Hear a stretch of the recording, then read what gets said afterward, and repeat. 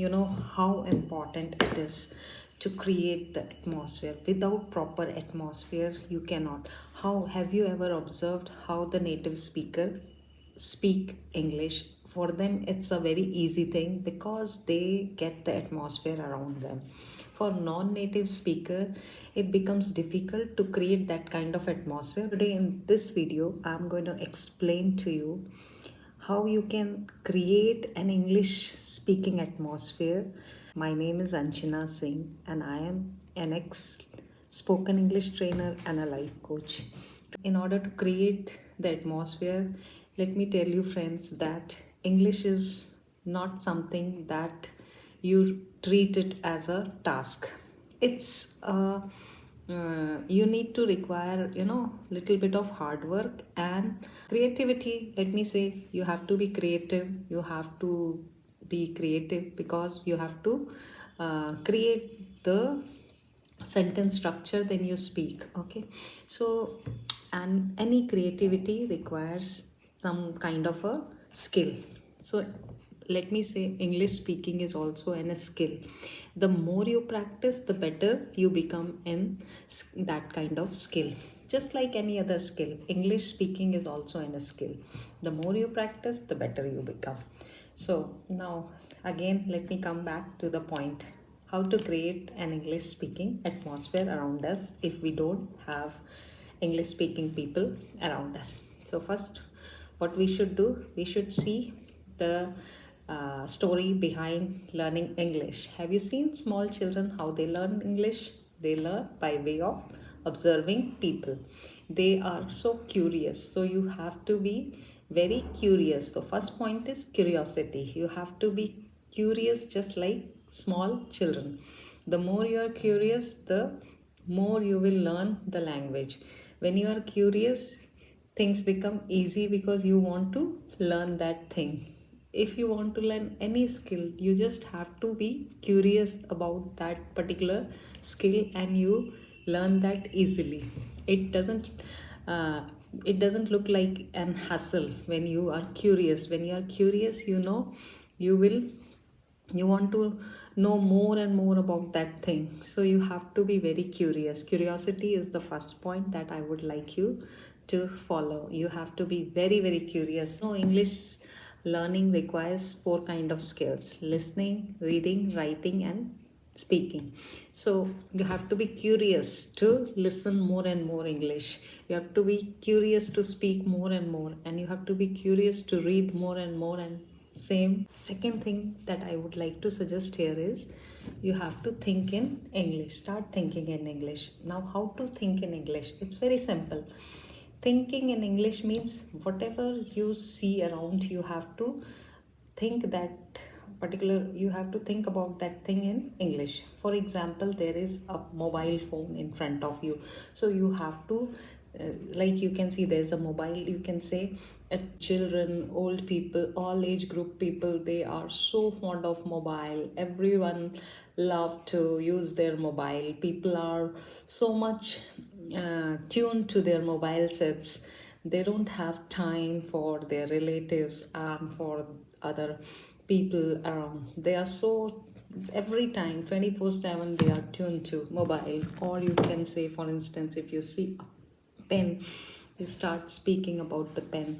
This pen, yeah, it helps us in writing. It is black in color. I can draw anything with this pen. I can use it to write a story. I can use it to write a letter. I can use it to write so many things I can do with this pen. Pen is, of course, mightier than anything. It is said pen is mightier than sword. See what I am saying? I am constructing sentences in English. Okay, for example, there's a glass. This is my glass. I bought it from so and so market. This color of the frame is black, and this is my reading glass, and I always use it whenever I have to read anything. I always use this glass.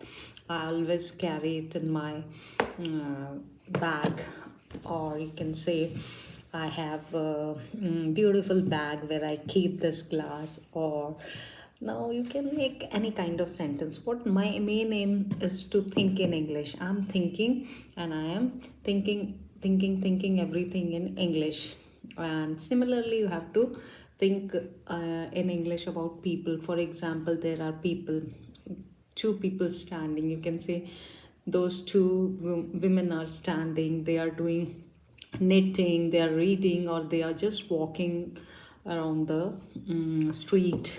Likewise, you have to construct sentences in English, and in order to construct those sentences, you just have to think in English. And this is a kind of, you require a practice. This is a skill only, that you thinking is also a skill. So you have to think, because if you don't practice, you think in your native language, in your uh, why I'm saying you think in English in your native language, because by default we all think in our native language, but you don't have to do, you have to consciously shift that thing and think in English. Whenever you notice, oh my god, I am again thinking in my native language, you have to just shift that thing and start thinking in English. This will help you, right? The third thing that I would like to suggest here is start listening to chat shows. You can listen to chat shows in YouTube, on YouTube, you can listen on Spotify or in any platform, social media platform. Just listen to chat shows, podcasts. All these things will definitely help, and pick up the words, pick up the sentence structure, pick up each and everything how the people are talking. The more, as I told you, you have to be very curious. So just listen and follow what they are saying, try to understand, and just copy them, repeat their style, and repeat those sentences. This will help you a lot. Fourth thing that I would like to suggest here is start learning idioms instead of learning, word meanings. There's no harm in learning new words. Every day you must learn at least two words, as I have been telling you in my previous videos. But other than that, apart, it's better to learn the entire idiom. Idiom is in Hindi it's called muhavre. So you should learn the meaning of मुहावरे. जो idioms होते हैं उनके meanings, okay? Because native speakers, they use lot of idioms in their day-to-day language, and when you don't know the meaning of idioms, it becomes difficult for you to understand what they are saying. Then you say, oh my god, English is so hard. But actually English is not hard, but your knowledge of English is not up to the mark. If you want to level up your English standard, then you just have to learn the meaning of idioms thoroughly. Learn the meaning of idioms. The more you will learn, the better your English standard will be. You will level up your communication skills in English, right? So you have to learn the entire meaning of the idiom. Now the fifth and last, it's the mirroring technique. So there is a technique called mirroring technique, in which what you do, you listen to your favorite speakers and then you repeat those sentences. You copy their style, their expression, how they speak, how they pronounce a word. Same thing you also do. It's called copying, or you can say mirroring. So this is another good way of learning language. This is another way of creating. This way you can create an atmosphere of English. You, instead of wasting your time, you can practice mirroring. So mirroring is another very effective technique of learning English, right? So these are few tips which I would like to give. If you try all these methods, definitely it will help you. So with this, I would like to end my today's video. Now I will see you in another video. Thanks for being here.